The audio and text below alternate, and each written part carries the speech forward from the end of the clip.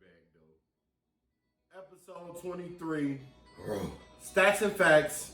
I'm your host, Drewski Wooski, the bald and bearded one. And it's your boy, Effortless Knowledge. All right, y'all, we back. How y'all doing? How the love is doing in the house? I'm used to getting on here and saying, "Oh my God, we haven't talked to you in so long." Like, nah, we just dropped a new episode this morning. So if you haven't gone and checked it out already, episode 22, we went ahead and uploaded that to YouTube. So that's there for the people. Done, dealt with. If the people were ever going to respond to me, they have. They're not commenting. I'm just talking shit, man. I'm just talking shit. It's fine. We still love people though. No, it's fine. Yep. But the people that are subscribed, they're watching it. So that's all that matters. Yep. So like I said, I'm your host, Drewski Wooski, the bald and bearded one. And I'm still here. The first time I said I was here, and we're gonna keep it like that. How y'all doing tonight? What's your name, nigga? My name is Drewski Wooski, the bald and bearded one. See, he can't think of a new name. Yeah. He couldn't think of a new name. But no. This right here is brought to you by Dead Serious Radio. I like that, Drew. That's gonna have to get like a trademark or something. You just spit it all over that mic. That was gangster, nigga. No, this is actually the second take of the beginning of this podcast. Yep. I guess Tell them why. In the first 3 minutes, y'all might see a blooper here or there. But this dude decides to just rip the mic off the stand. I lost my temper. Drew pissed me off. I kept it to myself without expressing it, And you damaged my furniture. But you fixed it though, and I assisted you. I put my hand on the $9,000 table you sitting at, like. But I helped though, and you didn't even say thank you. You helped what? Did you help break it? I helped assist you fix what I readjusted. All right. Just for whatever reason, I might have to. Well, that don't sound right. I might have to need you to read at some point in this episode, okay? All right. Because the subjects or the topics that we are using for today, right, they're right behind the camera right here. Okay. I can't see them. I'm glad I asked you what they were because they're looking explicit. I don't even know I'm like, you can't read this regular ass handwriting. No, nigga, it look like don't say what you thought it said. It look like prison writing. Yeah, I ain't gonna say what I thought it said. Man, look at me different. I don't give a damn how you look at me no way, but I'm just like, wow. But yeah, man, you let me know and I'll read for you. I've been reading for you all your life. All right, I'm gonna let that one go. You should. How was your week, bro? So I felt like we just did this. Where you want to start? This is the second take, and this is like right where the other one went bad. So I'm waiting for you to do something crazy. You want me to do it right now? No. I snatched my weave off, nigga. I'm just waiting. Oh, ain't shit gonna happen. Ain't no way I just put that food in the oven 17 minutes ago and that shit smells good. That good, right? When I fucked the mic up and you was fixing it and I was assisting you, I was like, damn, that nigga kitchen smell good than a motherfucker. Shit. I'm grateful. We're gonna have to save that for another episode, but just how you've come into your cooking. Like, are you a cook? Do you have any skills in the kitchen? Have your cooking skills brought you women? You know what I'm saying? Ooh. Like you might have been down on your luck one day, and then you might have just made that one meal that changed the world. It kept her home that night. Yeah, you wild, son. I'm just saying, man. It kept her home that night. God damn it. I'm just saying. Oh yes, man. I love to cook. I get down in the DM. All right. Well, speaking down in the DM, do you slide in the DM with a sense of humor, or do you slide in with? You know what? I'm gonna stop, man, because I felt like I was setting you up. We need a single man on this set to ask that question too. Okay. But I do have a question. Have your sense of humor ever got you out of like a bad situation? Like, you ever been in some shit where not even bad. Like, your sense of humor might have saved you from just having to deal with something you didn't want to. Yeah, and it's funny as fuck that you asked me that when you first asked me that. The other night, unexpectedly, my partner mama came over and congratulated him and shit. Shout out to Fat Cat, Cat's Ribs on Wheel. And shout out to Cat. and we was just talking. I forgot how the subject came up, but I remember this one time, nigga, it was high school week, or high school day, back home in Mississippi. And I drove to the next town in Enola to go get a few supplies to go to this college that we were gonna have a good time at and act irresponsible.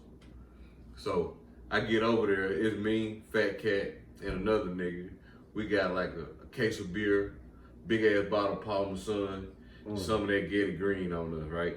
Okay. So we get to this part of town they call Enola. They don't play that shit over there. The police hire me. I stop by the store, my cousin owned a gas station. I stop by the store, say hi to her and him, and I get some coke. We get You telling this story like a real country nigga. Hey, bro, you gotta hear it though. I'm It's hearing wild you. as shit. I'm hearing you. I'm almost getting to the good part. Cause my story ain't shit. Man, so I get that. We say hi. We get our drink so we can mix that liquor up and shit and get ready to be on our way. But before we leave, we go stop at some girl's house. And on the way there, this motherfucking police get behind me, nigga. So in the middle of this story, my driver's license is 1 day expired, and my license plate is 2 days expired. I'm gonna get paid on this 3rd day, so it wasn't a big deal to me at the age that time. You know what I mean? I probably still did that shit today. But the nigga pulled me over with that in mind. We got Fat Cat got a bottle of liquor right here on the side of him. This other nigga in the back, he got some weed that's in the arm holder in a little hole. And I'm sitting here with my cup of liquor and soda that I just got from the store. This nigga pulled me over, big ass white boy. Give him my license and shit. You know, of course, he gonna ask me something I already know about the license plate being expired and my license, all that good shit. Right. So he never did. He asked me and Fat Cat giggling and shit. He asked the boy in the back seat his name because he ain't had no ID. The nigga looked at the police and said, Nell. Yeah, Nell. That's my name. He said it just like that. And you know, most niggas would have like, you pause saying your fucking name. You know, that sounds suspect, right? Right. Didn't get none of that action. We giggled our way as this nigga ran down motherfucking ID. I look in my rearview mirror, I see this big ass shotgun and take beanbag. I don't know why that was brought to my attention, but it was. He bring my shit over, give me my ticket. We go on about our day. We get out of this shit because there was a bunch of beer in the trunk. All he had to do was say, get out of the car. We was fucking fucked. So he was asking me those questions, and I was laughing the whole time telling that nigga, sir, yes, sir, because you got to be real respectful in the South. And I gave him those yes, sir, and no, sir. And I told him that story about when I'm going to pay for the tag. All nice and polite. And didn't act like no fucking weirdo. And he gave me that ticket and said, you better go on and get that fixed. And my story is terrible. Here's the end of it though. Let me kill it. Here's the killer. Find out I didn't have to go to court for it. The nigga name was Ronald Reagan that pulled me over. Get the fuck out of here. I swear to God, I didn't have to pay the ticket because the nigga got busted for over 30-something barrels of methamphetamine. He got caught up. He was in a bus. And I never heard of methamphetamine in my goddamn life at that time of year. Wow. That's heavy. Bruh. That's heavy. That shit was mind blowing. Yeah. What happened to you, man? Enough about me. You know, I brought this topic up, right? And like I'm like not prepared. Like I didn't think of nothing. Like nothing like stood out to me. Like I thought of times where, you know, where a sense of humor was being misused, you know, and I had to step in, you know. But yeah, man, I used to just have to use my sense of humor, really. Like, not even in bad spots. We used to move a lot, okay? And I would have to make friends. Like, every 6 months, I would have to make a new set of friends. Because we was moving. So we was moving to a different neighborhood. Okay. So I had to make friends here, make friends there, make friends here. Okay. So, in the midst of making friends, I also had to make friends for my brother. Because when they see me, I have to let them know, like, you know, it's a package deal. I think I said that before. Mm-hmm. And, yeah, so I would just have to just be, like, extra fast on the field and then be able to crack some jokes. You know what I'm saying? Yeah, that always helps. To keep it, you know. But I like the whole idea of a sense of humor, because without it, like, we're like just, man, like a lot of people, you see the people that don't have it, or they don't use it. I'm gonna say don't use it, because it's like it kind of just, it even kills everything. Yeah. You know what I'm saying? You look niggas in the eyes and But smile. but you also run into people that'll hit you with the fake shit. You know what I'm saying? And then it's the old. Can you catch on to that? Nah. You know what? I get hit with that a lot. Really? I love doing that. I'm Motherfucker. I think full of shit. I don't have it in me. Hey, you know, you said something, nigga. Being funny, done really been the biggest part of the sense of humor. Niggas love motherfuckers that make you laugh. I think that shit what brought me to my current success. Yeah, I just, you know, like, I never like thought of myself like as a comedian, like. You just you funny as you tell your story. No. When I had my chance to be on the stage, I chose to, you know, speak my words in a more like a poetic sense. Like Bobby Brown. You was there. Yeah, I was there, nigga. And it was a great day. Yeah, but like from what you did, which I was not able to be there for, my bad. It's all good. You went up there, you did some stand-up comedy. Yeah, 3 times, maybe 4, but I know guaranteed 3. All right. Yep. That first time felt natural, man. And you're here with me right now, right? I'm here with you right now. Well, there we go. Yep. I fuck with you. I see where you going with that. Why you pissed? You my nigga, man. Because I fuck with you, bro. Already. I fuck with you. Your mouth dry too? Word. You remember last show, it was my lip that was dry. I can't prepare this time. That nigga took time before the show to make sure that he was all good. Yeah, man. You know what? It ain't even about you know, most niggas care about look. Nigga, I don't care for the feel of no dry ass lips. Yeah, that shit just feel out here in Las Vegas, shit hit a little bit different. It do, bro. It do. Shit hit a little bit different. That's an understatement.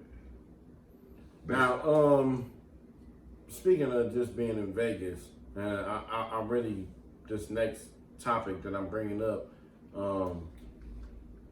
being a father, first off, is just a privilege in itself. And I feel like it's been so, it's been mishandled. It's been mishandled. Like, I don't know if my nigga had some shit to do or if he really didn't, but I'm gonna tell you that even at 39 years old, my pop saying, "Oh, I'm not gonna see you today," it still hit the same as when I was 7. Okay. So when I say being a father is mishandled, like, you kind of gotta go see your kid every time. You gotta jump for your kids. If you're not gonna jump for nobody, you jump for your kids, right? Right. Okay. Now, with that being said, I see it being mishandled because the world is not ready for real fathers. Especially when you got the opportunity to see your kid. Most niggas gotta go through loops. Wait. The world is not ready or used to or prepared to just see a man with his kids. Tell me, just if anything stands out. If it don't, I'll proceed. But do you have anything that, like, when you're just with your kids, and this is not saying, like, no, we're raising the kids by ourselves. We're talking about the times where the fathers are with the kids. We're at Walmart. We're at Smith's. That's a grocery store for my people in Cleveland. That's y'all Giant Eagle. And we're out and about, and we get these, what's most of the time, old white women. Man, that shit pissed me off so bad. What? I had a lady walk up, like, close enough to us, which was already uncomfortable enough.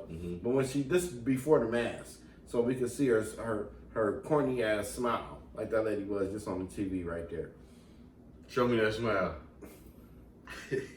And she said hi, but she went past me, and she was really like, and it wasn't just that. Guess what? The next thing she said? What? Are you guys okay? She does not work at Walmart. She don't? She a regular ass woman. Is she actually, you guys okay? She making sure that the kids is okay, because for some reason they're not supposed to be with a man, I guess. Because you're not the kids don't look threatening or threatening, whatever, Yeah. when they're with their mom, right? You never did find out where that shit come from, what you saying. I see it so much, but then I started just watching people and how they, when I see, like, I'll see another dad, and when I say single dad, in this instance, women, I'm not saying the guy is raising the kid. I'm saying the guy is singularly out there with his kid. So when I see a single dad, I kind of like, just like if I'm, you know how when you're in the grocery store, people, y'all kind of be on the same time pattern. Mm-hmm. Y'all kind of enter the store together. Y'all leave the store together. Mm-hmm. Well, sometimes that happens or whatever. But I'm a people watcher, kind of. I'm not like creepy with it though. Yeah. And I'm like, I see people doing that. I seen dudes that just look like he just got off work, but he had on his rough clothes. Hi, and they're just emphatically speaking to the kid to make sure they get through to the kid. Like, blink once if you're in trouble, blink twice if it's okay. That type of situation. Yeah, I'm afraid I never had to deal with that type of. Yeah, I've had to deal with that. And like I led off with what I was saying in the beginning of this, mm-hmm. The world is not prepared. They need to like, this needs to be something that's like spoken from the rooftops. Addressed? You mean? Yeah, like something that just need to be like out there. You know what I'm saying? Like, they need to know, like, hey, dudes be fathers out here. Yo, B, son. Mm-hmm. My G. Dudes be fathers. Okay. Like, maybe I have to say it like fucking just ratchet as fuck. So let me ask you this. Do you smile at these white people when you look at them? I'm like, man, y'all gotta chill out. Y'all just gotta chill. I can't even tell you how I really handle it. I just kind of just like, man. So I guess you didn't smile at the white people. No. Okay. That's gonna be one possibility of a reason of the. But it happened. The both times it happened. I don't want to put it on. Think about how people judge you. I know what you're saying. I know you're not. You're just speaking in general, but that particular race stands out more to make the situation awkward. 2 for 2. Yeah, I get you, man. In most situations. But yeah, you gotta think about all the factors that play into that. You know what I mean? Think about all that shit. Where the person come from, what the person see all day, what they exposed to. Everybody different, how they got their perception and drawn. Just you happen to be at a place at that time that type of person come across that path. You know what I mean? Mm. Speaking of different perceptions, what about like? How about the homies? I'm gonna call them the homies. What you want to call them? I wanted to say the niggas, because that was generalized. Yeah, I would say the niggas. But let's just say the niggas that just act different. I don't fuck with nobody. That act different around their girl. How do you like? My biggest pet peeve, them ones want to act tough around. Okay. But everybody know, even they know within themselves that they sorry as a motherfucker physically.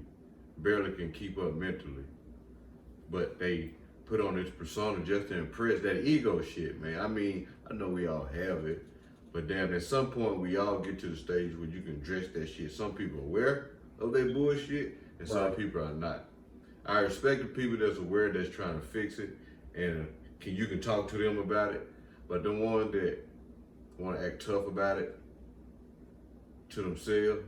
Hey, you ever get the nigga that just try to be funnier, like, around this girl? Like, man, you already... I admit those. You done already got her. I admit those. You let them just talk, though. But what really speaks to your relationship is how you are when she's not around. Yeah. You know what I'm saying? Your character, period, when ain't nobody around. I mean, I'm just saying, I'm talking about when she's not there, and then you put in a position where, like, you just, you know, you let a bad one walk past you. You know what I'm saying? Like, without going out of your way and trying to, you know what I'm saying? Yeah. Like, it's the respect. That's what it is. Bullshit. You know what I mean? A lot of them niggas be playing themselves. Us niggas be observing and learning what to do, what not to do. But women see that shit, man, and they play along. And though when that time come, one day Willie gonna have to defend her. He gonna have to prove himself if he can fight or not. So yeah, I mean that would be kind of just embarrassing. well, that'd be a little bit for me. For me, I feel like that'd just be way out of character. Like just to get super tough, you know, Davina walk in and I'm just, you know what I'm saying? Like I start pushing niggas around. Yeah, Reggie come over there, you don't do shit to him. No, any nigga named Reggie, I'm beating that nigga up. Reggie get beat up, man. You get beat up by a nigga named Reggie, they go, every time the story is told, they gonna have to make sure they make everybody know, like, no, the nigga name was Reggie. Though. Hey, what if Reggie got transmission grease on his hand, nigga? Man, well, shit. It is what it is, motherfucking tie dirt on his motherfucking hand. Hey, what about that third topic that you brought up to my attention? Oh no, we actually, I didn't want to number them, but we actually at our last one that we was really going to get into is a lot of people have tapped into the virtual world and the Oculus VR, the Quest 2 is out here.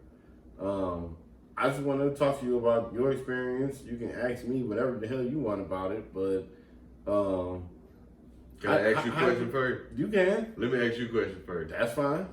All right. Where was the first place you went to when you got it? What was your first experience? My first experience was actually, and I'm mad that there was so many people around. Okay, where were you? I was standing over here, right here in the studio. Okay. AKA my house. Right.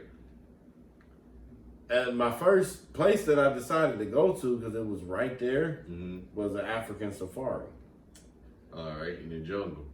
Yeah, so I put them on, and when I put them on, I stayed to the left.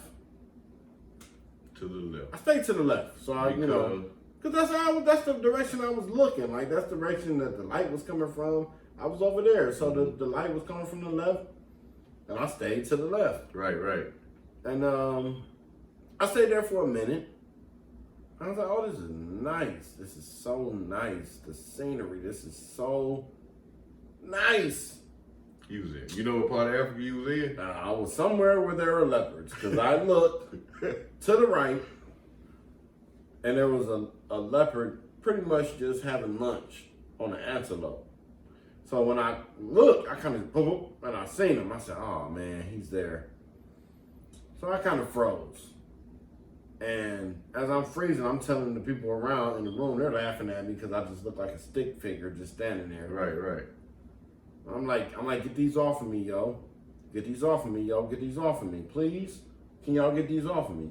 So I feel like I have like a level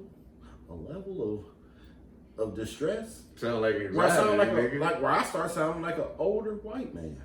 Like you talking right now? Please. Could you guys please? I don't understand this shit, but please, kind of like some like Dr. Phil-ish, but I'm just, it's coming from I can't help myself. Help me. Sound like you really needed some assistance there.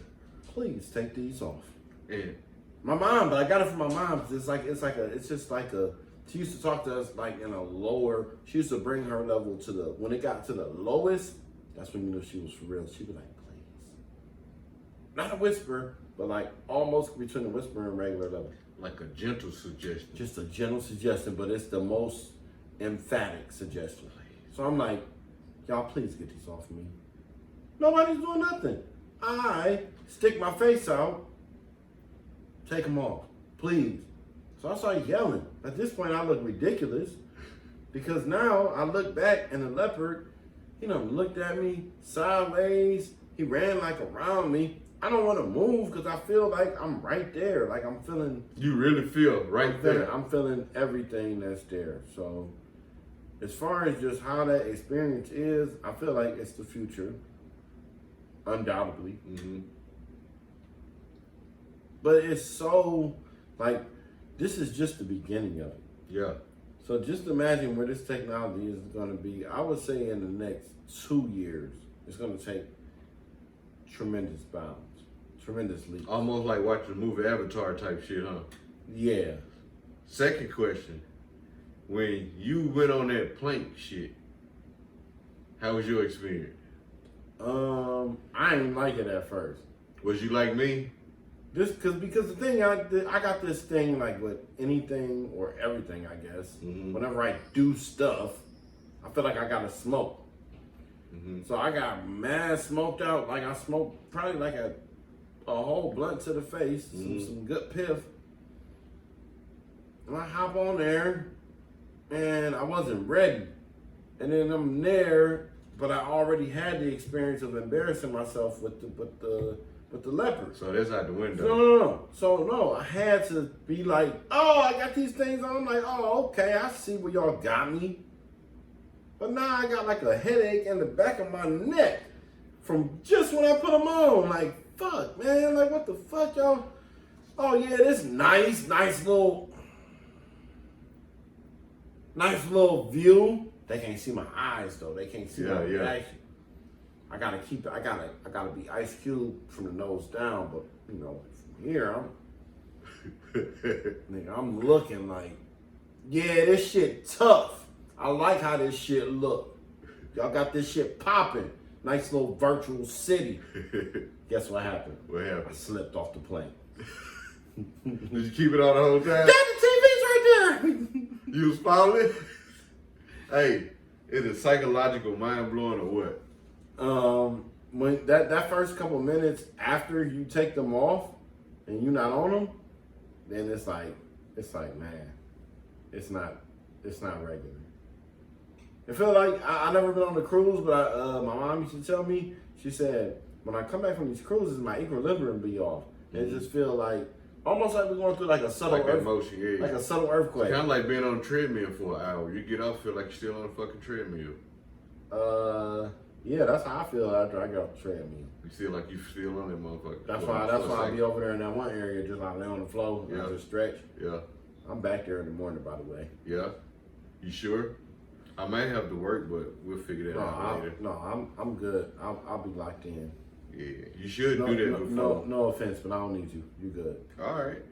Oh, you got you a membership, you saying? Yeah. Is that what you telling me? Yeah. This is what happened last time. It was all you. You hit me. I'm over here. You said something loud. Video evidence. You said something loud and you hit me. It's video evidence. You see that? Yeah, that was nice. What you feel about that? That was cool. So I really don't have no more topics written down. Anything that fucking stood out to you over the last week? Let me ponder on that. While you take a sip.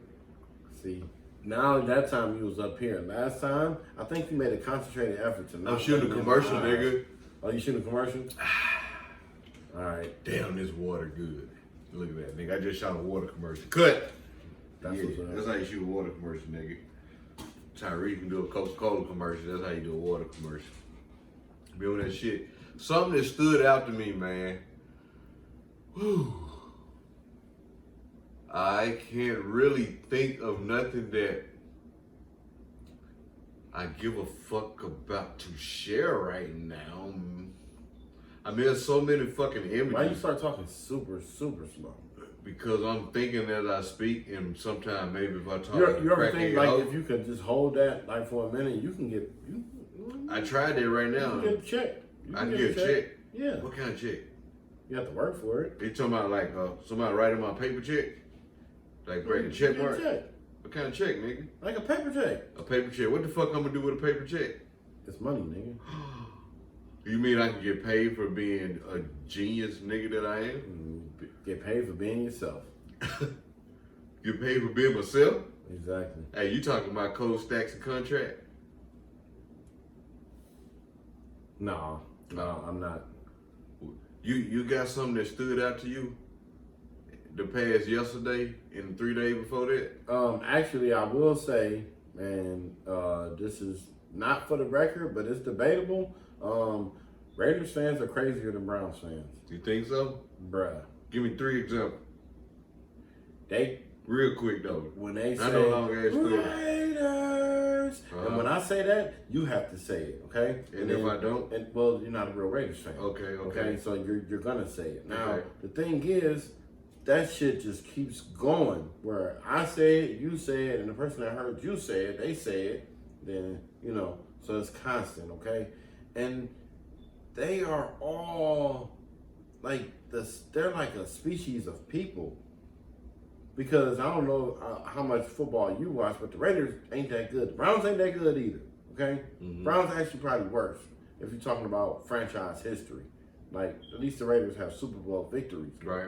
Bo Jackson. But they sorry. They're in the playoffs right now. You know what I'm saying? They're actually playing right now against Cincinnati. But as a real football fan, you know that if you're like that passionate, once you see the passion that they have for that team, you got like, oh, y'all kind of delusional because you see it like up close. But they almost like the Walking Dead, like they're in the Twilight Zone or something, you know? They walk up and they're just like, my team is. Sound like Janelle walking in front of you. Call it what you want, but the Browns fans, we might be perceived worse. Right. I'm gonna tell you, they are a different breed of fans. It was almost like walking into a what you call those? It's called the black hole like for a reason. convention. They call the fan base is called the black hole. Damn. And the stadium is called the Death Star. Like it's all just dark and just real. Just